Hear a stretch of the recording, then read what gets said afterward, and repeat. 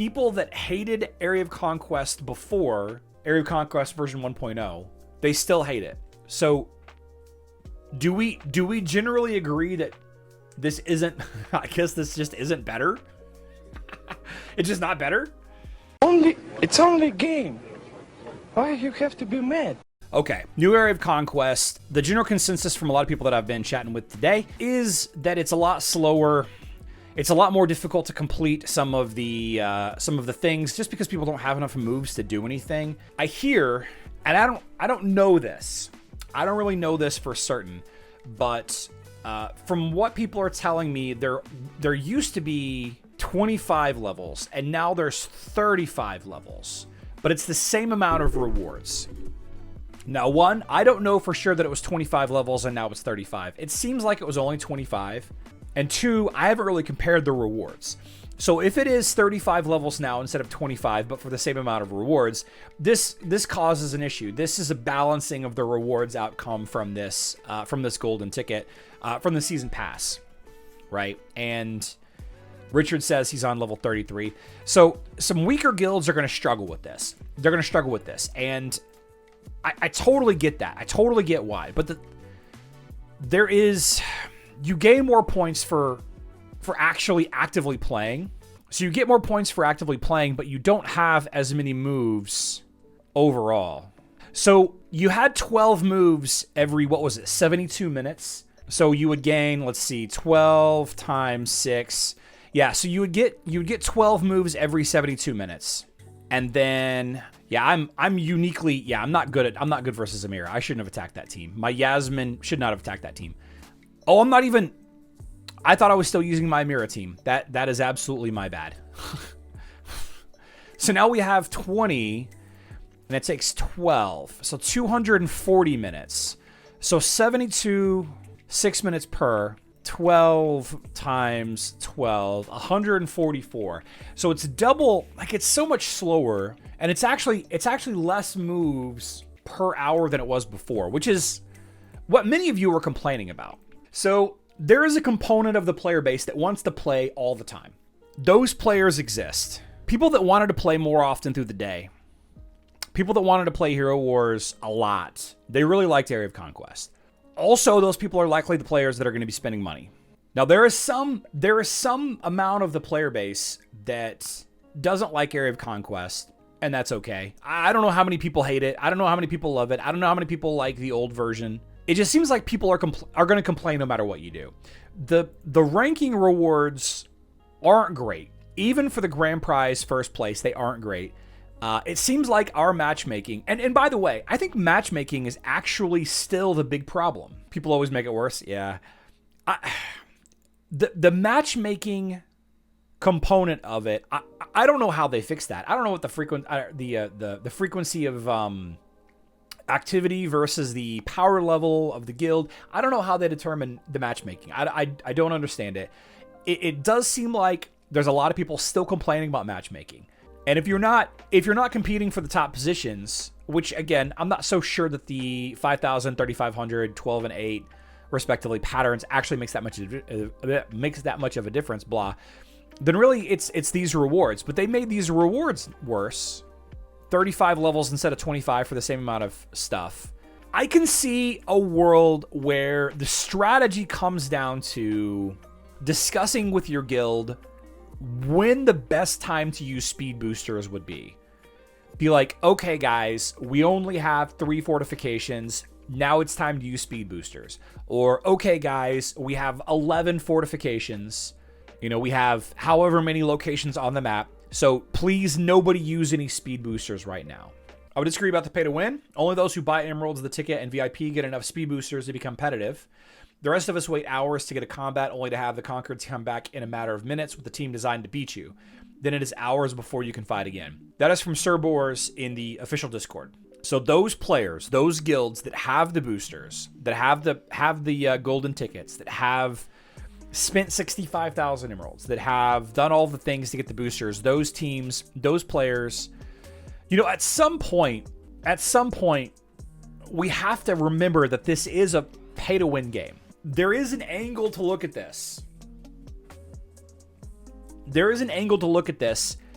from that lens, but also there is an angle to look at this from the free-to-play and the budget player mindset. Like, was the old AOC better because weaker guilds, even though they were in bad matchmaking? Was it better because the road to the top was only 25 levels and you can get more rewards? As an individual, if you bought the golden ticket, I guess still your guild would have to have a good amount of activity in order to get, you know, any of the rewards. I don't know.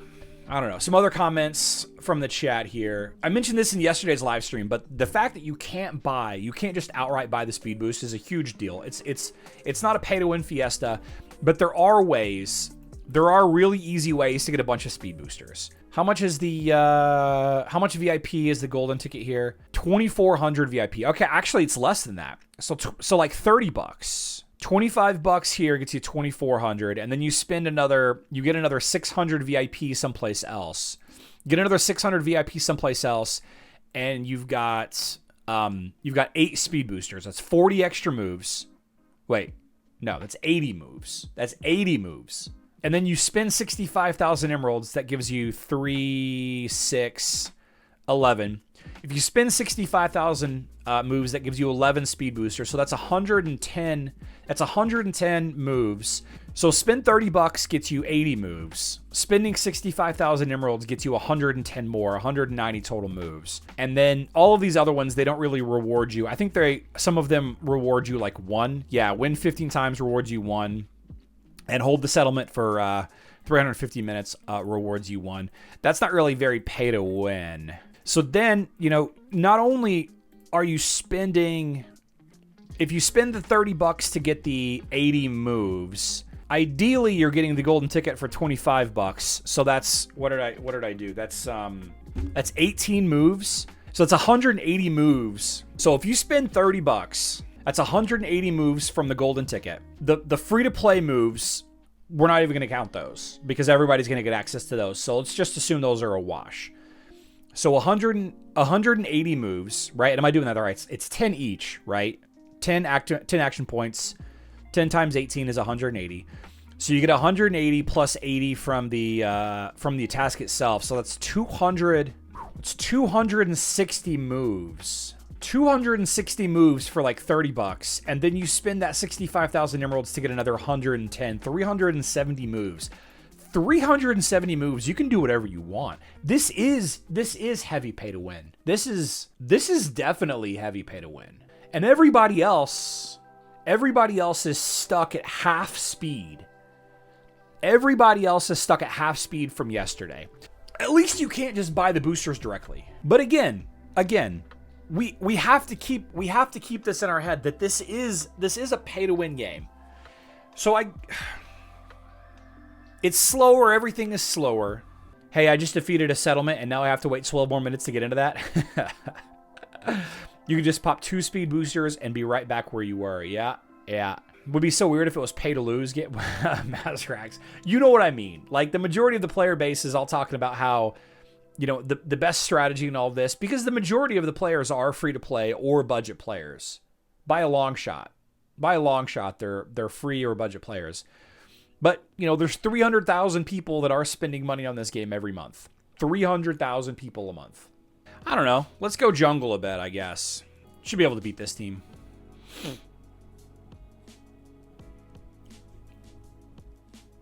Should be able to take out... Aiden's to the front.